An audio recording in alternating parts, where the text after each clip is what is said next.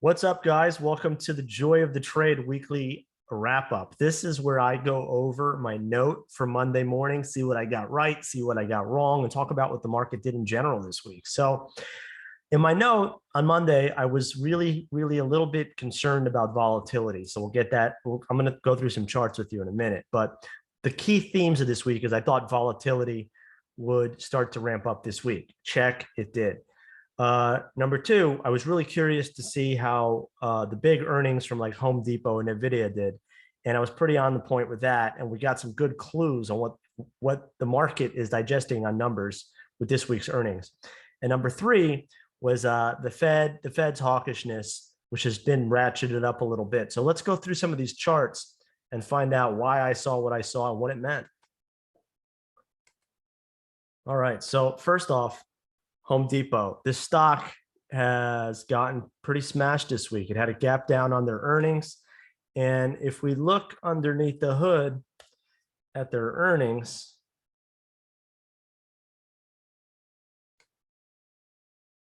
check this out.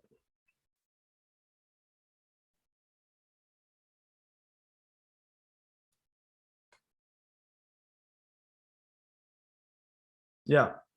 So these guys beat, right?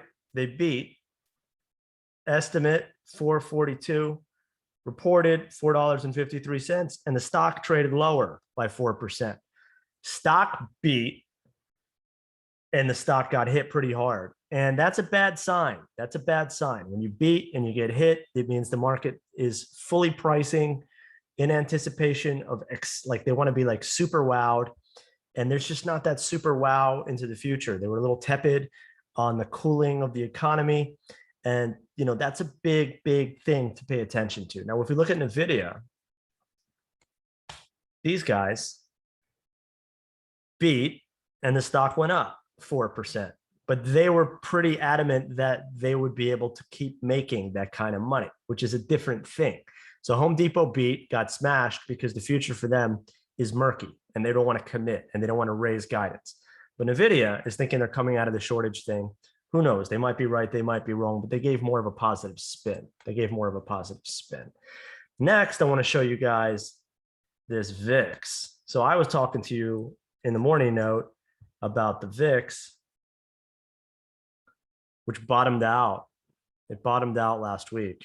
And I came in on Monday and I was like, we put a bottom in last week, I think. And boom, we did. Afghanistan came out.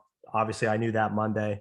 China continued to be incredibly bearish, et cetera, et cetera, et cetera. So here we are now, sitting with the VIX above 20. And I think we're going to get a flash next week where we see a 30 handle on the VIX. So plan accordingly. Volatility is ratcheting up, and it's going to be a tough game. It's going to be a choppy August. It's going to be a super chop. It's going to be a bearish and volatile September and October, I think.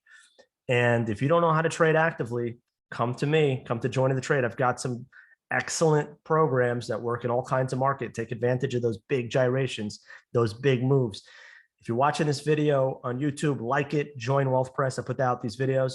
If you haven't subscribed to Joy of the Trade already, please do. You will get a Monday morning, all of these things for free. And I gave a VIX trade, a free VIX trade this week in the VXX, which worked out pretty nice as well. So you get updates. You get a weekly report Monday morning.